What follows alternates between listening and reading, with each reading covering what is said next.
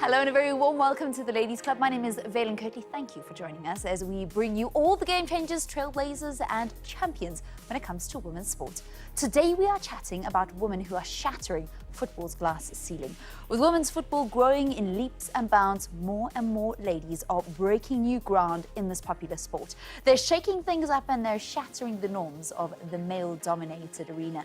We'd like to hear your views. It's so easy. Please get involved on social media. You can find us on Twitter @sports@SABC. Just use our hashtag the Ladies Club. We're also on Facebook as SABC Sport, #the Ladies Club. So we have a very special guest with us today, Moonira Ramathula. She joins us in studio and I can't wait to chat to her and hear her story because it started in the most unlikely way. She's an active driver of women's football in the country, opening up opportunities for girls and young women to participate in sports. A very good morning and welcome to the Ladies Club. Good morning. Thank you for having me, Valen. I was going through all the titles. Chairperson of Germiston, a local football association, SAFA, National Women's Football Committee, founder of Footballing Girls, and Gauteng Provincial Chairperson of Women in Sport Commission. So I just thought I'd keep it simple. She, yes, is driving women's sport participation, certainly here in Gauteng. It's so good to be able to chat to you. And I said that your sporting journey started in the most unlikely way because you actually were a soccer mom. Yes, I was. My son was 8 years old and he came home from school one day with this flyer and said, I want to play football. I mean, previously he had played cricket at school, so I was like, okay, it's fine. We'll take you down to the sports club and let's see what happens from there. And just got involved. That's it. I was now driving kids to soccer games. I was standing on the sidelines. I was getting these kids boots. I was getting involved in the administration. And yeah, here I am. But how did it go from just making sure that the logistics happen for your son and making sure he got to the games on time and that, you know, the team actually played and the teammates were all there? Because lots of moms do that around the country, but very few go on like you have. Yes, definitely. Look, I mean, it's something that he really, really wanted to do and he was very adamant about getting into it and trying to give it his all. But I think for me also it was all the other little kids that were down there. He was 8 years old then. And there were kids who were down there without any parents or any parental support. So I kind of like became their mom as well, you know, while I was there with him and supporting him and making sure that he got to matches and, you know, and he was scoring goals and he was performing on the field or he was misbehaving on the field, whatever it was, you know. So I kind of developed a relationship with these kids and just wanted to do more for them and more for him as well. Yeah.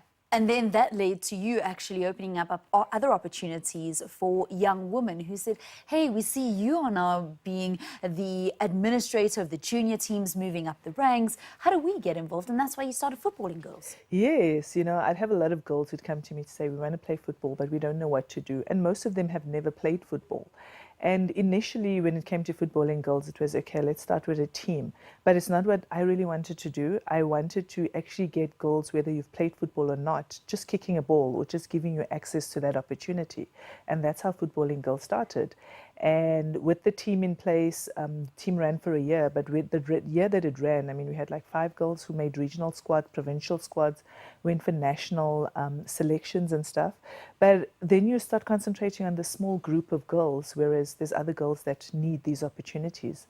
And then started with soccer clinics on a Saturday. Like any girl, you want to play, you just want to kick a ball around, you want to do something, just come down and let's do some soccer clinics. And I remember the first week, I had 3 girls down there and there were like 15, 16 boys that came down. And I took this one ball and I said to the guy that brought all these boys down to say, here, take this ball and go and play with the boys out there. And he says, but you've only got 3 girls. And I said, it's fine. You know, you have to start somewhere. Yeah. And it grew from week to week. But then I looked at it afterwards and I thought, okay, what are the challenges around girls actually trying to play football? They don't have equipment. They don't have, I mean, they would come down in like their school shoes and in their jeans or their normal clothes, you know. And then I started the boot drive to say, let's see how we can actually get girls soccer boots. But what happened with that is the more soccer boots I collected, the more boys came to say, we also need boots. Oh, goodness. You know. But that's how it also came to me putting these equipment packs together to say, Let's look at structures that do exist. I can't be everywhere, and at that time I was alone, with footballing girls. Let's look at the structures that do exist, or where there are men or boys soccer teams, and say, start a girls team and I'll come down, or start girls development and I'll give you this equipment pack where you can at least put a basic training session together for girls. And just around the area, I think in the first year, there were 12 little structures that were given, these equipment packs. And then the festival was born from there, to say, we're giving these teams or these little structures equipment packs, but how do we get to monitor them and see that they're actually using it for the girls and girls are being developed? And then the Youth Month Festival started, which was 2017, 2018? Yeah, sorry, 2018. And we had like 130 girls, almost 130 girls who came down. I'm going to have to press pause on that because we're going to continue with our chat in just a short while. I want to hear exactly how it grew organically, because that's what I think is so beautiful about what you're speaking about. But we usually set the tone for our show with an inspiring quote. And this one comes from American soccer star Alex Morgan. She says, always work hard, never give up, and fight until the end, because it's never really over until the whistle blows. Alex Morgan is the face of United States women's soccer and also one of the co-captains. She made her debut for the US women's national team in 2010 and has developed into a star as a member of the side that has won the 2019 FIFA Women's World Cup, the 2015 FIFA Women's World Cup, and 2012 Olympic gold. She recently posted a training video showing off her latest form 6 months into her pregnancy. So she certainly has set the tone for today's show. Work hard and never ever stop. Do stay with the Ladies Club. We'll be back with our game changer after this.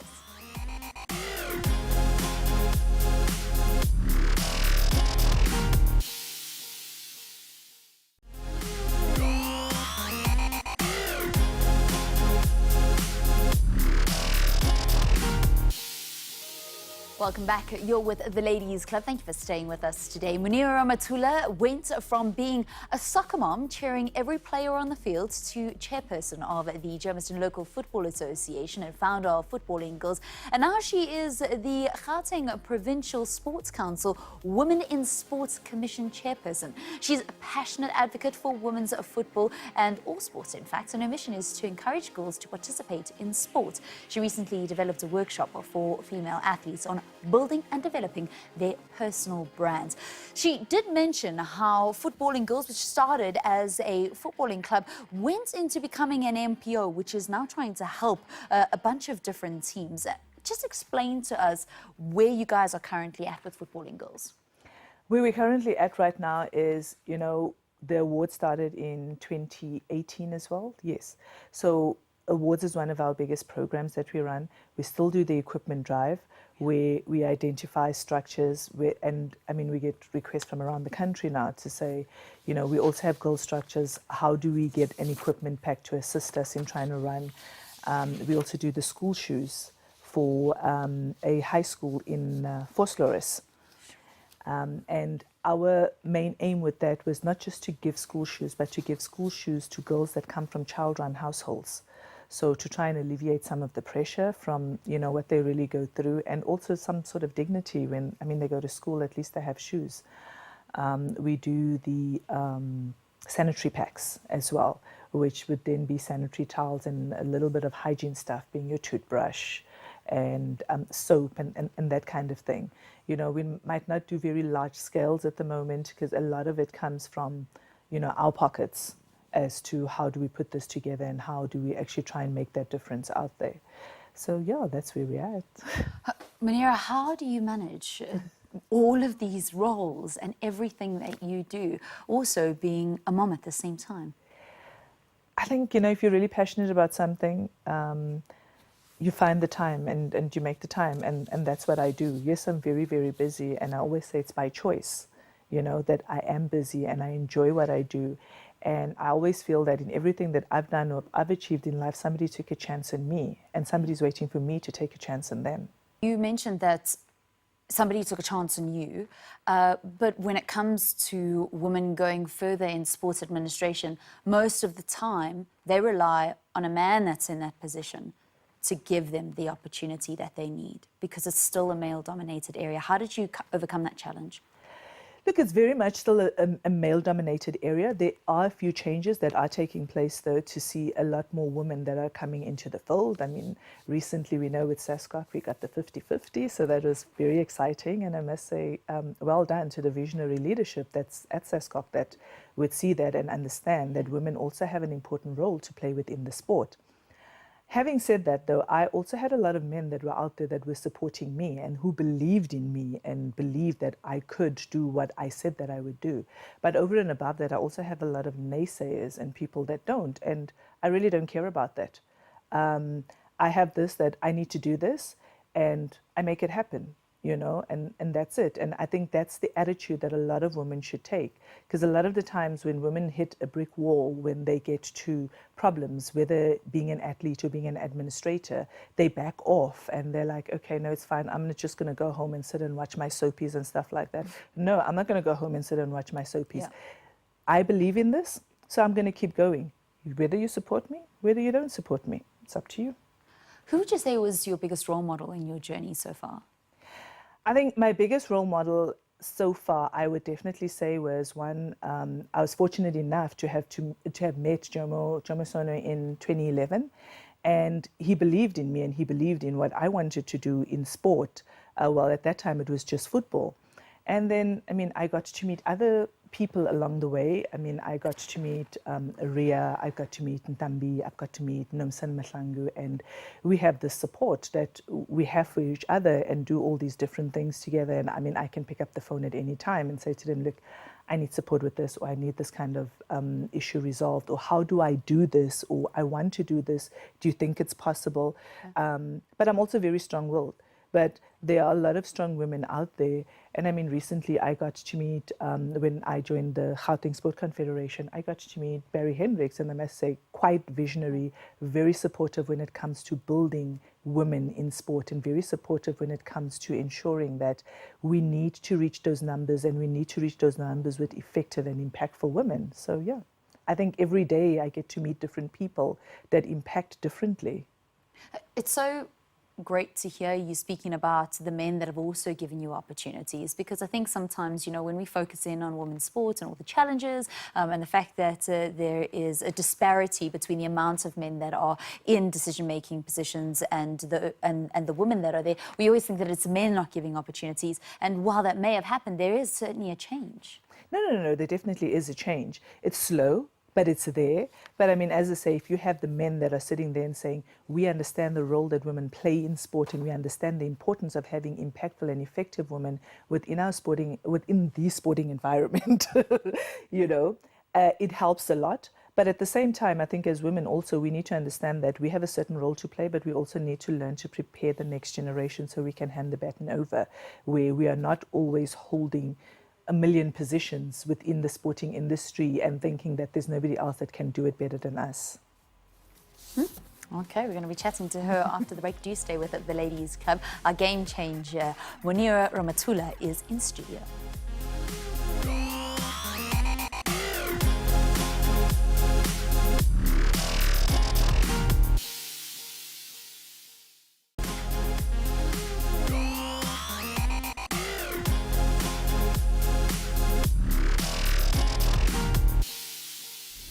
Welcome back. You're watching the Ladies Club. Thanks so much for staying with us. Our game changer is still in studio, and we're going to conclude our conversation in just a short while. Our topic today is all about those women that are breaking through the glass ceiling when it comes to football. So let's focus in on our mover and shaker. Our trailblazer today is Chief Operating Officer of Birmingham City Football Club, Lungi Maqebo. This South African-born trailblazer is living the dream, doing what she loves, and owning her space in the boardroom. And she's only 29. She's always been a football devotee from her days as a young child growing up right here in Mzansi. She started working in football by rising through the HR ranks at Charlton Athletic before moving to Birmingham. In addition to her role at Birmingham, Lungi also sits on the Women in Football Board of Directors. The Ladies Club salutes this amazing trailblazer.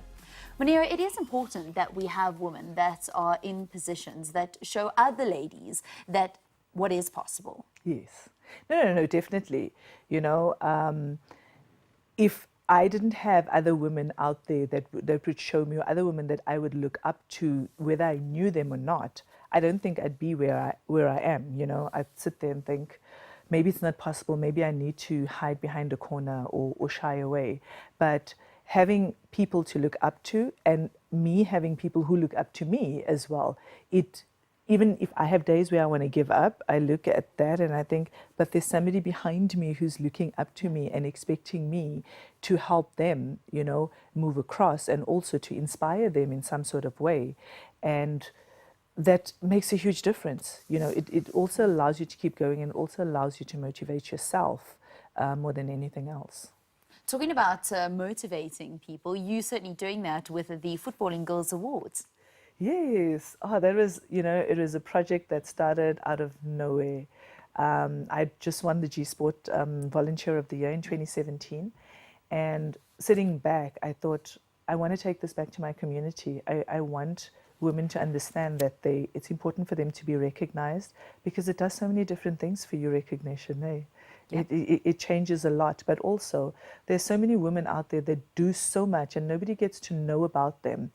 And how do I then take that and put them out there and just give them that exposure? And sometimes it's just getting somebody to dress up and giving them an award, and it makes a huge difference. Yeah, it certainly does. What do you hope to achieve as the chairperson of the Women's Commission with the Gauteng Provincial Sports Confederation? To have every little girl having access to sport, irrespective of whichever sport it is, you know. I mean, you look at certain sports that don't exist in certain areas, like your ice hockey. You look at horse riding and show jumping and those kinds of things. Yes, some of them are very, very expensive sport. Again, I always say, you never know where your next Olympic medalist is going to come from. But if I have access to something and an opportunity, I'm going to take it up and I'm going to do the best that I can. And I think that's just the main thing, is to ensure that every little girl has access to sport, whether she's played it or not, whether she has participated, whether she's a star or not a star, it doesn't matter. Yeah. Well, what is your highlight? I mean, I mentioned all the positions that you currently hold, and that's not even going back to everything that you've actually done. If you could pick out 3 career highlights, what are they? Definitely the Ekurhuleni Women in Sports Awards. I never thought I could do it, but it's done. You know, we've had them 2 years in a row. I think being the chairperson of the Women in Sport in Gauteng, that's definitely a career highlight for me. You know, having started out as just a soccer mom, I never thought I would get this far. And I don't know what the third one is, but I think those two... The third one is coming in 2020. The third one is coming 2020, yeah.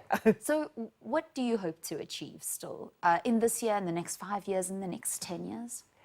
I'd like to take Footballing Girls national, okay. Have programs running in every province.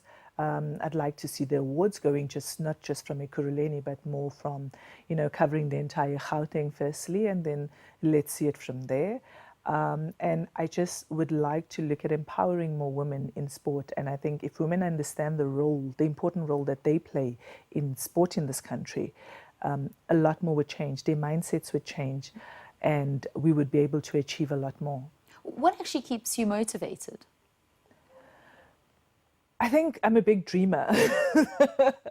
You know, I have these weird ideas and I sit there, like, I mean, looking at the brand building workshops. It was just an idea that came about just from chatting to different women in the different sporting codes and stuff. And I'm like, we've got to do something, and we've got to empower these women on how to deal with, you know, how do they portray themselves out there, and how do they get to understand that they're actually a personal brand and they could actually earn a living just on being a powerful brand out there. So I think, yeah, that's it for me.